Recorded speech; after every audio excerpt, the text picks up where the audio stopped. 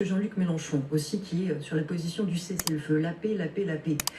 Il a été confronté par un de nos confrères de TF1, LCI, sur la question de qu'est-ce qu'on veut, qu'est-ce qu'il entendait par la paix, qui doit cesser les armes, et cet extrait dit tout de son inconscient, et d'un inconscient munichois, et non pas d'un inconscient humaniste. On l'écoute. Ce n'est pas vrai, contrairement aux surenchères verbales sur le sujet, que nous sommes menacés, toute l'Europe, aujourd'hui. L'objectif est de ramener la paix en Europe.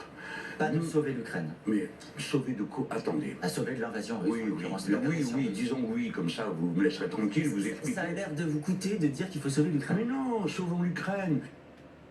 Vous vous rendez compte de ce moment de... Je veux dire, c'est un moment d'affichage... C'est Adrien Jarre. Et c'est vraiment une révélation de la vision de ce conflit par Jean-Luc Mélenchon. Face à qui? Pour sauver de qui?